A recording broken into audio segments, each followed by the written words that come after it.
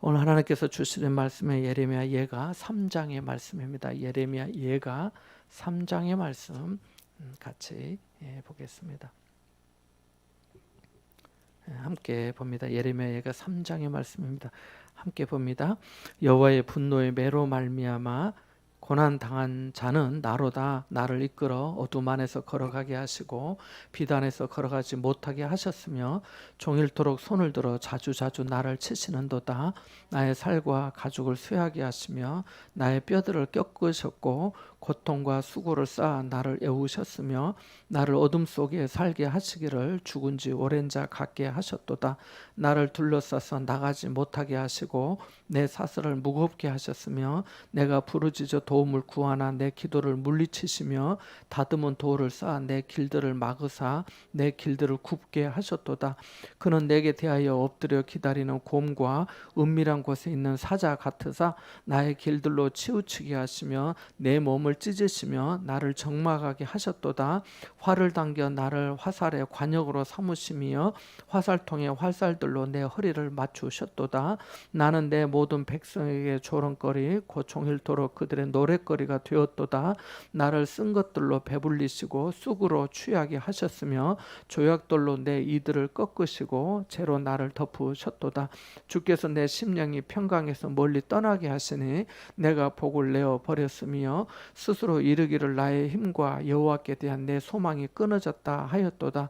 내 고초와 재난 곧 쑥과 담즙을 기억하소서. 내 마음이 그것을 기억하고 내가 낙심이 되오나 이것을 내가 내 마음에 담아 두었더니 그것이 오히려 나의 소망이 되어 싸움은 여호와의 인자와 긍휼이 무궁하심으로 우리가 진멸되지 아니함이니이다. 이것들이 아침마다 새로우니 주의 성실하심이 크시도소이다. 내 심령에 이르기를 여호와는 나의 기업이시니 그러므로 내가 그를 바라리라 하도다. 기다리는 자들에게나 구하는 영혼들에게 여호와는 선하시도다. 사람이 여호와의 구원을 바라고 잠잠히 기다림이 좋도다. 사람이 젊었을 때에 멍에를 매는 것이 좋으니 혼자 앉아서 잠잠할 것은 주께서 그것을 그에게 메우셨음이라. 그대의 입을 땅에 티끌에 댈지어다. 혹시 소망이 있을지로다. 자기를 치는 자에게 뺨을 돌려대어 치욕으로 배불릴지어다. 이는 주께서 영원하도록 버리지 아니하실 것임이며 그가 비록 근심하게 하시나 그의 풍부한 인자하심에 따라 긍휼히 여기실 것임이라. 주께서 인생으로 고생하게 하시며 근심하게 하심은 본심이 아니시리로다. 세상에 있는 모든 갇힌 자들을 발로 밟는 것과 지존자의 얼굴 앞에서 사람의 재판을 굽게 하는 것과 사람의 송사를 억울하게 하는 것은 다 주께서 기쁘게 보시는 것이 아니로다. 주의 명령이 아니면 누가 이것을 능히 말하여 이루게 할 수 있으랴. 화와 복이 지존자의 입으로부터 나오지 아니하느냐. 살아있는 사람은 자기 죄들 때문에 벌을 받나니 어찌 원망하랴. 우리가 스스로 우리의 행위들을 조사하고 여호와께로 돌아가자. 우리의 마음과 손을 아울러 하늘에 계신 하나님께 들자. 우리의 범죄함과 우리의 반약함을 주께서 사하지 아니하시고 진노로 자신을 가리시고 우리를 추격하시며 죽이시고 긍휼을 베풀지 아니하셨나이다. 그러므로 자신을 가리사 기도가 상달되지 못하게 하시고 우리를 문나라 가운데서 쓰레기와 폐물로 삼으셨으므로 우리의 모든 원수들이 우리를 향하여 그들의 입을 크게 벌렸나이다. 두려움과 함정과 파멸과 멸망이 우리에게 임하였도다.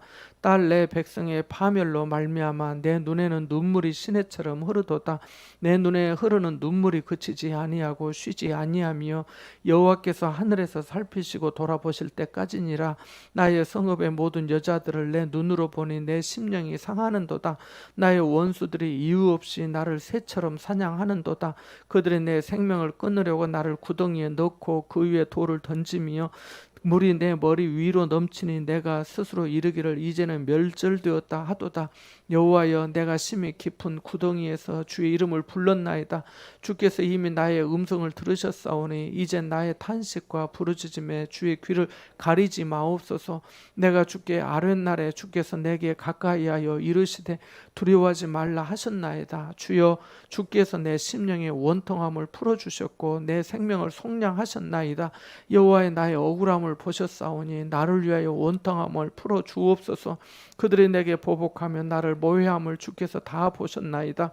여호와여, 그들이 나를 비방하며 나를 모해하는 모든 것, 곧 일어나 나를 치는 자들의 입술에서 나오는 것들과 종일 나를 모해하는 것들을 들으셨나이다.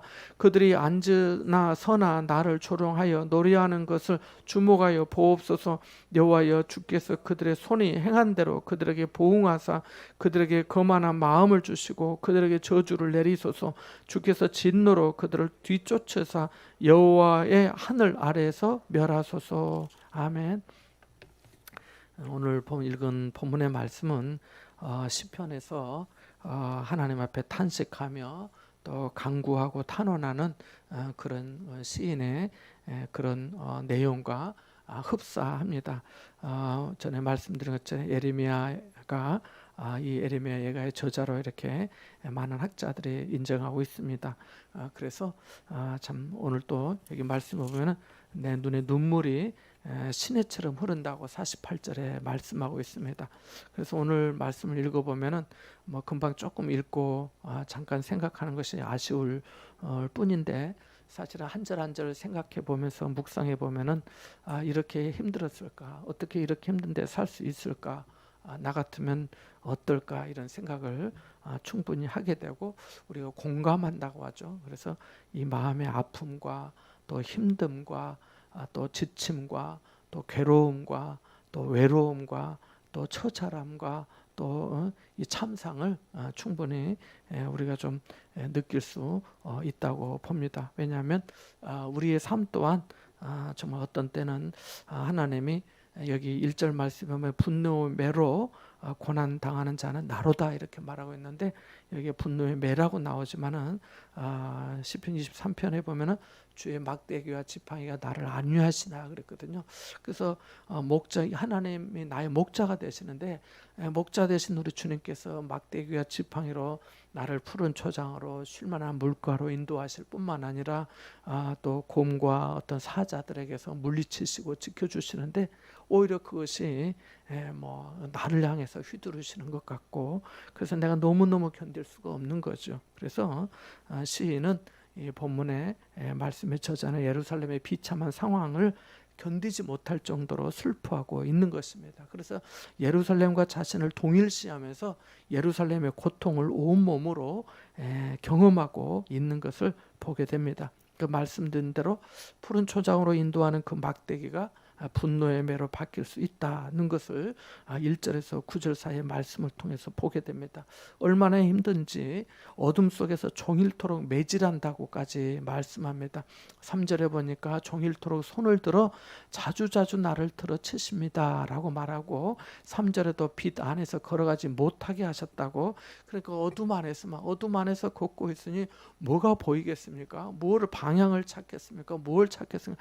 그러니까 너무너무 답답하고 괴로운 것이죠. 그래서 그런데 이 어둠 속에 있는 것만도 힘든데 여기에 마치 하나님께서 매를 치시는 것 같고, 4절 말씀에 보면 나의 살과 가죽을 쇠하게 하시고 나의 뼈들을 꺾어서 도저히 견딜 수가 없을 만큼 그렇게 나의 고통과 수고를 쌓아서 나를 내우셔서 내가 꼼짝달싹 할 수가 없다고, 내가 지금 너무 죽을 것만 같다고. 그래서 6절 말씀에 보면 나를 어둠 속에 살게 하시기를 죽은 지 오랜 자 같게 하셨도다. 내가 죽은 자와 다름없이 내가 살아있긴 살아있지만은 이게 산다고 할 수 있을까? 이게 사는 인생이라고 할 수 있을까? 어떤 삶에 어떤 의미가 있는 것인가? 라고 하는 그런 의문이 들 만큼 너무너무 괴로운 것입니다. 그런데 그것만이 아닙니다. 그것만이 아니고 내가 나가고 싶은데도 7절 말씀에 보면 나를 둘러싸서 나가지 못하게 하시고 내 사슬을 무겁게 해주셔서 무거운 쇠고랑에 마치 이게 묶여 있는 것처럼 나갈 수가 없는 거예요. 견딜 수가 없는 겁니다. 그래서 하나님을 찾고 부르짖는데, 도움을 구하고 부르짖지만은 하나님께서 내 기도를 물리치셔서 마치 내가 기도를 해도 아무 소용이 없는 것처럼 그냥 벽을 향해서 그냥 허공을 향해서 아무 의미 없이 나 혼자 이렇게 떠들고 있는 것 같은 그런 어떤 절박한 기가 막힌 상황에 그 마음의 어려움과 무거움들을 이렇게 노래하고 있습니다. 우리가 사실은 힘들고 어려울 때 뭐 이 마음 아니겠습니까? 뭐 이보다 더하면 더하지 덜하지 않잖아요. 내가 어떻게 할 수 없고 모든 상황들이 어떻게 무엇 하나 뭐 좋아 보이는 것도 없이 오히려 더 고통과 수고가 쌓여서 나를 애워싸고 내가 어둠 속에 살게 하셔서 정말 지금도 앞이 캄캄하고 가려워져서 어떻게 할 수가 없는데, 그래서 하나님 앞에 도움을 구하고 부르짖는데 하나님이 마치 나 너 몰라, 나 너 잊어버렸어, 나 너 생각하지 않아, 나한테 기도하지 마 라고 하는 것처럼 느껴질 때, 그러면 어떻게 하냐는 겁니다. 내가 어떻게 할 수 있겠냐는 겁니다. 그래서 바로 그러한 것들을 고백하고 있는 것입니다. 너무너무 힘들었어. 뿐만 아니라 10절에서 13절 말씀에도 보면은 기다리던 곰과 은밀한 곳에 있는 사자같이 나한테 달려든다는 거죠. 전에는 목자 되신 주님께서 곰을 물리쳐 주시고 사자를 물리쳐 주시고 나를 지켜 주시고 내 길을 좌로나 우로나 치우치지 않도록 그렇게 하나님께서 지켜주셨는데, 나의 길들로 치우치게 하시고 내 몸을 찢으시고 나를 적막하게 하셔서 마치 화살을 당겨가지고 나를 그냥 상대로 관역 삼아서 쏘시니까 내 허리를 맞추셔서 내 몸을 관통해서 내가 너무 고통스럽고 정말 견딜 수 없다고, 뿐만 아니라 사람들이 뭐 이러쿵저러쿵 구시렁거리고 조롱하는 것 같은 그 종일토록 사람들의 어떤 그 비난과 비방과 이러한 것들을 듣게 되면서 너무너무 이 정도 되면은 사람이 어떻게 되겠습니까? 뭐 앞에 나갈 수 있겠습니까? 누구를 만날 만한 마음이 있겠습니까? 뭘 하고 싶은 의욕이 있겠습니까? 자신감이 상실되지 않겠습니까? 우울증이 오지 않겠습니까? 너무너무 고통스러우니까 그렇게 되는 것이죠. 그래서 바로 그러한 것들을 이렇게 아주 철저하게 글로 쓰면서 하나님 앞에 고백하면서 노래하고 있는 거죠. 왜 이 말씀이 우리에게 들려지는 것일까요? 우리 삶에도 이와 같은 일들이 있기 때문에 그러한 것이죠.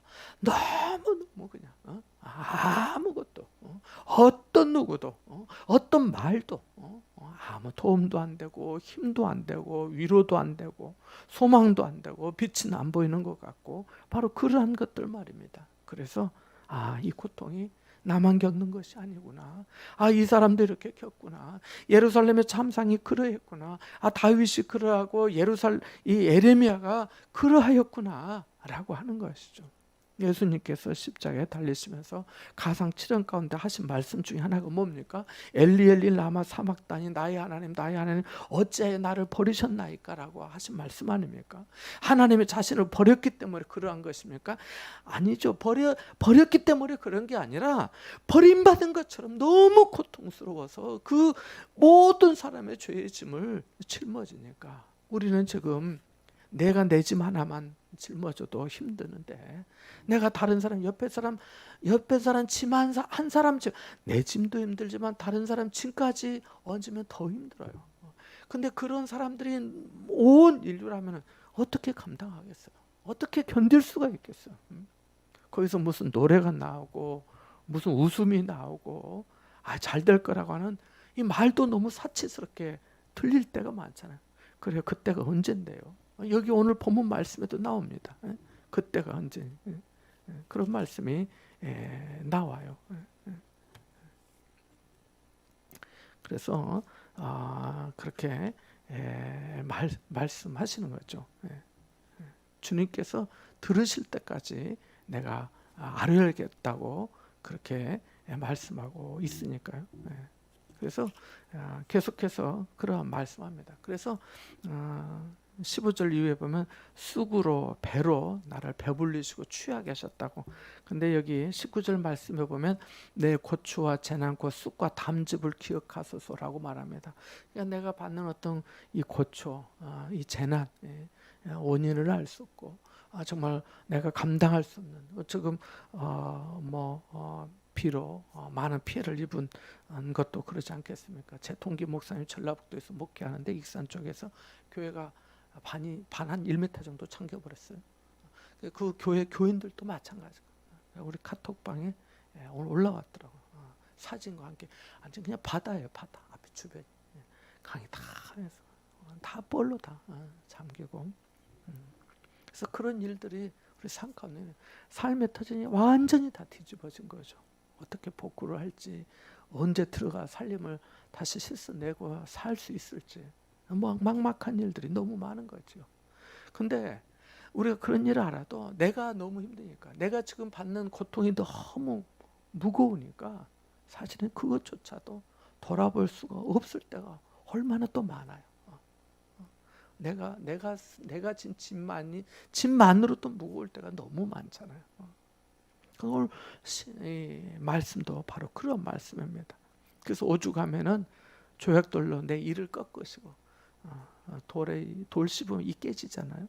재로 나를 덮으시고 17절에 보니까 내 심령이 평강에서 멀리 떠나게 하시고 평안함이 없는 거예요. 불안하고 두렵고 무섭고 안절부절하고 안정이 안 되고 내가 복을 내어 버렸으며 라고 말합니다. 이 말씀, 이 부분이 다른 성경에는 나는 행복을 잊고 말았다 이렇게 말씀. 그러니까 복이 뭐야? 즐거움이 뭐야? 행복이 뭐야? 나 몰라. 나는 그거하고 너무 거리가 멀어 라고 하는 겁니다. 우리 인간이 얼마나 연약하고 또 한편으로는 간사한지, 잘 나가고 좋을 때는 그때는 그때대로 뭐 이렇게 기쁘고 감사하면서 뭐 지냅니다만은 이게 바닥에 떨어지면은 이 좋았던 때는 하나도 생각이 안 나. 아닌가요?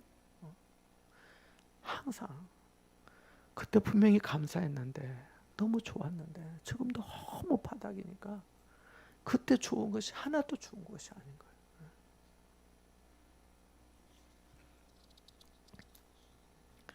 그래서 바로 그렇게 말씀합니다.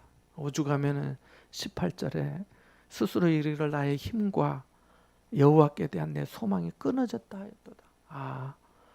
하나님의 전에 나의 힘이 되신 여호와여 내가 주를 사랑하나이다 라고 하는 시편 18편 1절의 말씀처럼 그렇게 내가 고백했는데 여호와는 나의 힘이요 방패요 소망이요 피난처요 능력이요 하나님만이 살아계신 하나님이십니다 하면서 기뻐하고 송축하고 노래하고 예배하고 간증하고 했는데 여호와께 대한 내 소망이 끊어졌다 하였도다.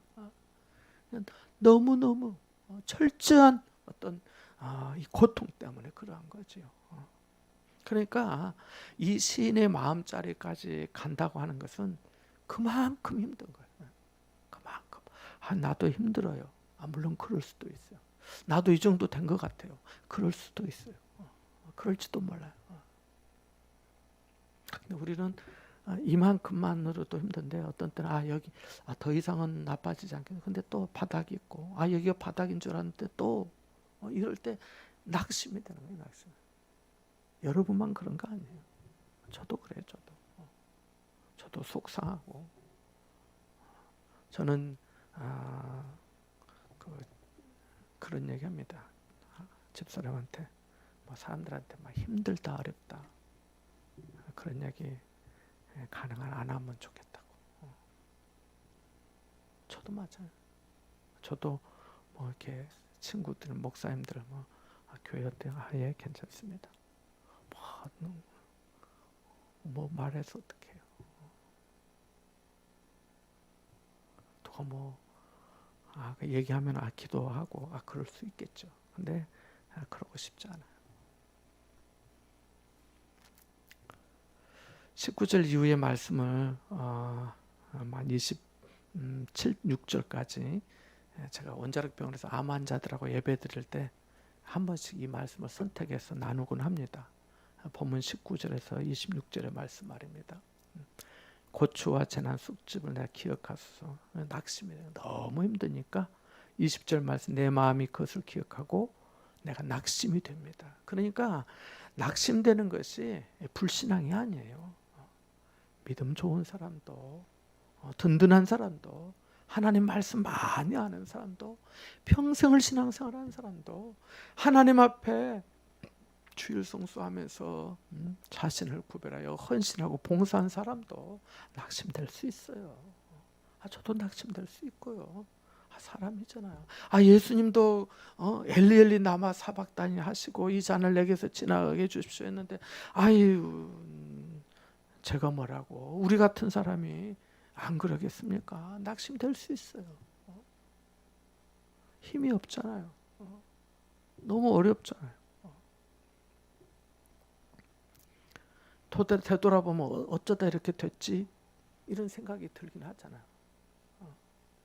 근데 일어나는 일들, 당하는 일들을, 오는 일들을 여기에 앞에 나온 것처럼 하나님께서 고통과 수고를 쌓아서 나를 에워싸고 어둠 안에서 걸어가게 하시고, 나는 빛 가운데 걸어가고 싶은데 어둠 안에서 걸어가게 하시니 길이 캄캄한데 어떻게 해요?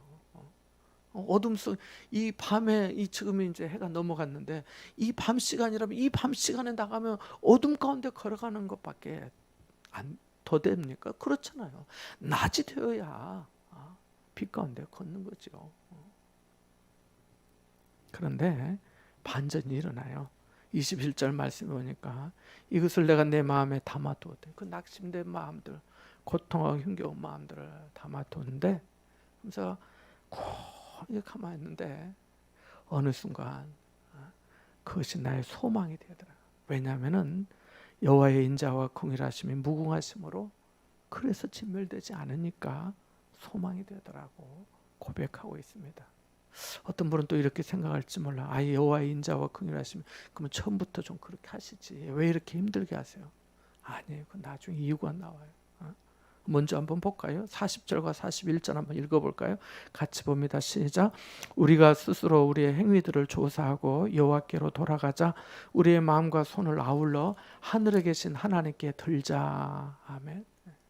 그 뒤에 보면 우리의 범죄함과 우리의 반역함을 주께서 사하지 아니하시고, 우리는 사실은 어떤 면에서 뻔뻔하지 않은가 생각해요. 제 자신에 두고 하는 말이에요. 우리는 늘 은혜만을 바라거든요. 그 은혜라는 건 뭐냐면 항상 용서해 주시기만을 바라요. 그리고 다른 사람 때문에 내가 억울한 일이나 불의한 일을 당하면 그 사람에게 하나님의 공의가 임하기를 원해요. 나는 말고. 아닌가요? 그러면서 하나님 내게 왜 은혜 안 베풀어 주세요? 하나님 왜 나한테 이러세요? 이렇게 하는 거 아닌가? 우리가 생각해 보아야겠습니다. 그래서 이 심령이 아침마다 새롭고 하나님께서 은혜를 주시는 거예요. 그래서 28절에 여호와는 나의 기업이시니 그러므로 내가 그를 바라리라 하도다. 기다리는 자들에게나 구하는 영혼들에게 여호와는 선하시도다. 사람이 여호와의 구원을 바라고 잠잠히 기다림이 좋다. 이렇게 말씀합니다. 그러니까 어떤 때는 우리가 할 수 있는 것이 없을 때가 사실은 많아요.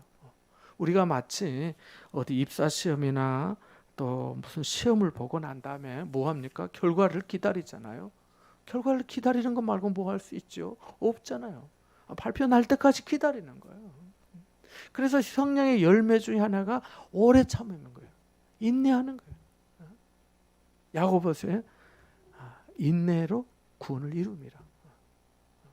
너희가 욥의 인내를 보지 않았느냐, 알지 않느냐 그러잖아요. 농사의 비유를 들어서 농부가 씨를 뿌리고 나중에 때가 되어야 그때까지 기다렸다가 추수하지 않느냐 그렇게 말씀하잖아요. 그래서 인내가 중요한 거예요. 인내 안 하면 견딜 수가 없어요. 사실은 우리가 지금까지 신앙생활한 것도 인내했기 때문에 한 거예요. 우리가 안 참았으면 아마 못 했을 거예요. 저도 신앙생활하면서 신학교 가고 목사 되기까지 어려움이 없었겠어요. 목사 됐으니까 뭐 어려움이 없었겠어요. No.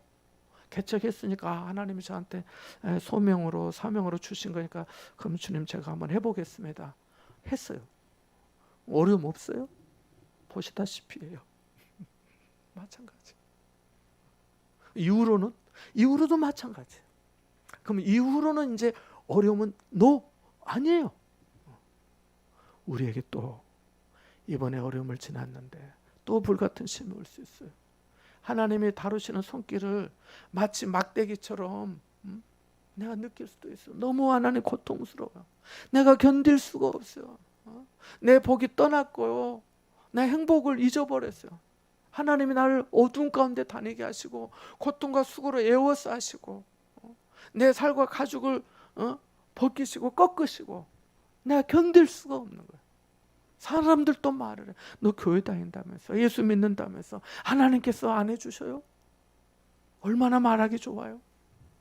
얼마나 우리를 낙심하게 하는 말이에요. 하나님 살아계셔요. 어디가, 무엇이, 어떻게, 증거를 대봐. 살아계셔요. 말만 얼마나 우리를 약하게 만드는지 몰라요. 지치게 만드는지 몰라요. 인내함이 없으면 할 수가 없어요. 어떤 때는 다 내려놓고 싶잖아요. 이제 그만 좀, 난 이제 못하겠다, 이런 거 말입니다. 그 엘르라고 하는 세계적인 잡지가 있어요. 그 편집장이었던 장 도미니크 보비시의 이야기인데요. 이 사람이 유명한 저널리스트였는데 글을 쓰는 사람. 그리고 아이의 아버지, 자상한 아버지였어요. 멋진 생활을 사랑하고 좋은 말을 골라 쓰는 유머스러운 남자였어요. 글도 잘 쓰죠. 편집장이니까. 그리고 앞서가는 시대의 어떤 정신의 소유자, 앞서가는 좀 지성인이다 할 수 있습니다. 하지만 그 누구보다도 그렇게 자유롭게 정말 어떤 명예와 능력과 부와 또 어떤 소유와 이 누림을 가지고 살았던 사람인데 1995년 12월 8일 갑작스러운 뇌졸중으로 쓰러지게 되었습니다. 그래서 의식을 잃어버렸어요. 3주 후에 다시 살 수 있을지 없을지 몰랐는데 3주 후에 의식을 회복했는데 그가 움직일 수 있는 것은 왼쪽 눈꺼풀 하나뿐이었어요. 아무것도 못 움직이는 거예요. 이건 연습도 잘 안 되네. 제가 아까 해봤는데 아무것도 안 돼. 이 왼쪽 눈꺼풀만 움직이는 거예요. 완전히 절망했습니다. 하지만 그는 시간이 좀 지난 후에 자기의 사랑스러운 두 아이들에게 용기를 주기 위해서 책을 쓰기로 작정을 합니다. 생각은 있는데 안 움직이는 거예요. 물론 말도 안 되고 다 안 되는 거예요. 다 왼쪽 눈꺼풀만 되는 거예요. 여러분 눈꺼풀 깜빡깜빡 하시나 우리 권사님? 감사해야 돼요. 그래서 이제 왼쪽 눈꺼풀로 의사소통을 하는데 눈꺼풀 횟수로 알파벳을 만드는 거예요. A, B 이런 식으로. 그래서 단어를 조합을 하는 거예요. 그래서 5개월 동안 20만 번 이상의 눈을 깜빡거려서 쓴 제목의 책이 잠수복과 나비라는 책입니다. 잠수복은 짧은 인생을 풍자와 유머로 이렇게 이 책은 묘사했는데 이 잠수복은 전신이 마비되어서 이렇게 딱 돼 있잖아요.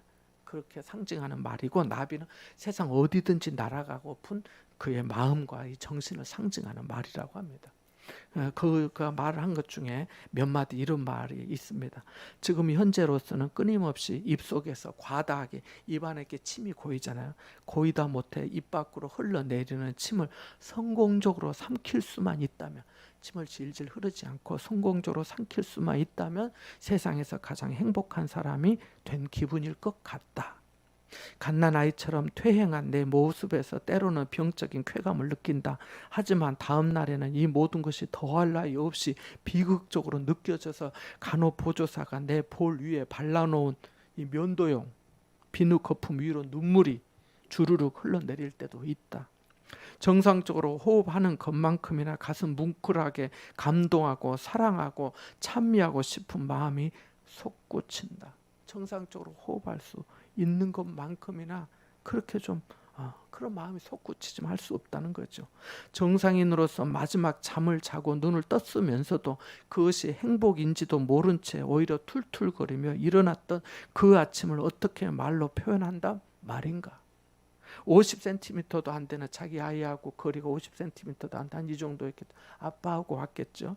안 되는 거리를 두고 얌전히 앉아있는 아들에게 나는 아빠이면서도 손으로 녀석의 수많은 머리털 한번 쓸어줄 수도 없고 또 부드럽고 따뜻한 아이의 작은 몸을 으스러지게 안아줄 수도 없다. 이런 기분을 무엇라고 표현해야 할까? 순간적으로 나는 감정을 제하지 못한다. 눈물이 펑펑 쏟아져 내리고 목에서는 그르렁 경련이 터져 나와서 옆에 있던 아들을 놀라게 한다. 그의 말이에요. 우리 삶에도 마찬가지 아닌가요? 우리는 살아있다는 사실 하나만으로도 기적을 경험합니다. 근데 그 순간 바로 감사하고 난 다음에 또 염려한 것이 우리 삶의 모습이에요. 어떤 어려움을 아유 그래 안 다쳤으면 됐고 살았으면 됐고 되고 그러면 됐지. 그러면 그 다음에는 이제 또 어떡하지? 이제 이런 게 우리 모습 아닌가요?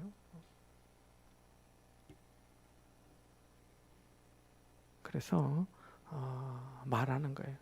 29절 말씀 한번 읽어볼까요? 29절 한번 읽어봅니다. 시작.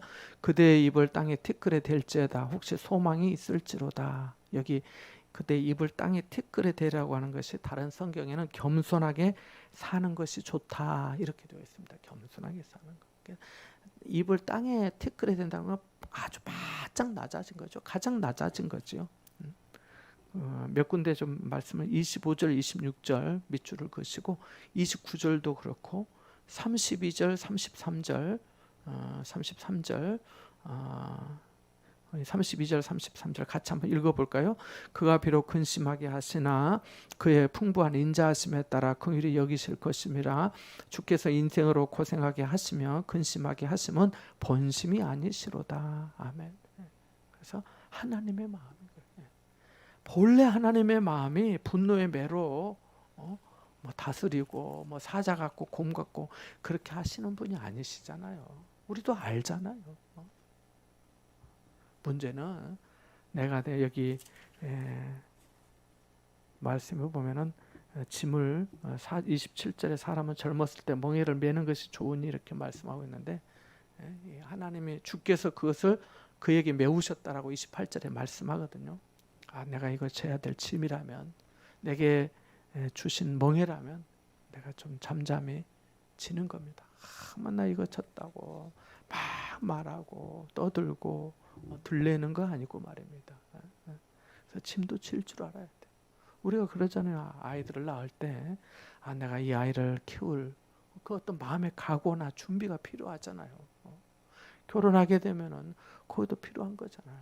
내가 이런 일이 있으면 또 이것도 감당해야지 라고 하는 거잖아요. 갈라디아서 6장 5절에 보면은 각각 자기의 짐을 질 것이라고 말씀하였고 예수님께서도 마태복음 8장 34절에 누구든지 나를 따라오려거든 자기를 부인하고 자기 십자가를 지고 나를 따를 것이라고 말씀하였고 사도 바울도 골로새 교회의 1장 24절에 나는 이제 너희를 위하여 받는 괴로움을 기뻐하고 그리스도의 남은 고난을 그의 몸된 교회를 위하여 내 육체 채우노라고 하였고 1장 29절에도 나도 내 속에서 능력으로 역사하시는 이의 역사를 따라 힘을 다하여 수고하노라고 하였습니다. 그러니까 우리가 져야 될 주님이 나에게 멍해 주신 그 짐이라면 그 짐은 책임이죠. 책임.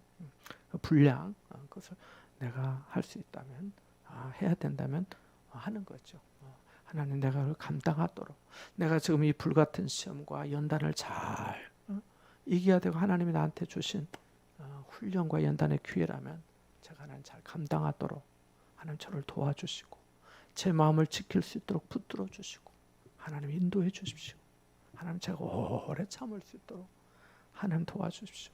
내가 하나님 바라보는 눈이 쇠해져서 다른 데 쳐다보지 않도록 하나님 붙들어 주십시오 라고 기도해야 될 줄 믿습니다. 그것이 우리에게 필요해요. 그래서 아까 말씀드린 대로 40절 41절의 말씀처럼 자기의 어떤 행위를 주어서 하고 하나님 앞에 엎드린 거죠. 손만 들은 거 아니라 마음도 하나님을 향하여 하나님께 들자고 41절에 그래서 말씀하고 있습니다. 그래서 이렇게 스스로를 살필 때는 조급하고 바쁘게 하면 안 됩니다. 차분하게 말과 행동과 태도와 마음의 동기 등을 스스로 살피면서 하나님 앞에 고백해야 하겠습니다. 그래서 49절 50절에 보면 하나님께서 하늘에서 살피시고 돌아보실 때까지 눈물을 걸치지 않겠다고까지 말씀합니다. 50절에 보니까 여호와께서 하늘에서 살피시고 돌아보실 때까지니이다 라고 말씀하고 있습니다. 그러니까 또 이후에 보면은 52절부터 54절에 보면은 힘겨운 것들을 고백하는데 배제되고요, 또 배척받고요, 소외되고요, 외롭고요, 고독하고요, 위험하고요, 위협을 받기도 합니다. 근데 그러한 모든 것들을 견디면서도 주님을 바라볼 수 있겠는가? 네가 이 사람들보다 나를 더 사랑하느냐? 사람들이 다 떠났어요. 자기 혼자 남았어요. 다 떠났으면 사람들이 다 떠난 데는 그만큼 이유가 있겠지. 그러면 나도 가야지 라고 할 수도 있겠죠. 아니야, 영생의 말씀이 여기 계신데 내가 어디로 가겠습니까? 라고 했던 것처럼 나는 주님을 따르겠습니다. 나는 주님과 같이 하겠습니다. 라고 하는 그런 어떤 굳건한 믿음이 있어야 되겠죠. 그래서 57절에 보면은 주께서 내게 가까이어 이르시되 두려워하지 말라 하였나이다 라고 말씀합니다.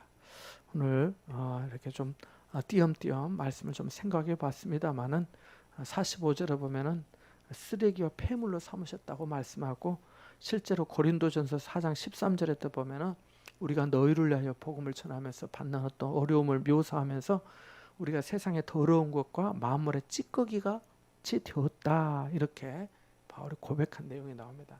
찌꺼기 아시죠? 음식물 쓰레기 말입니다. 그것같이 됐다는 거예요.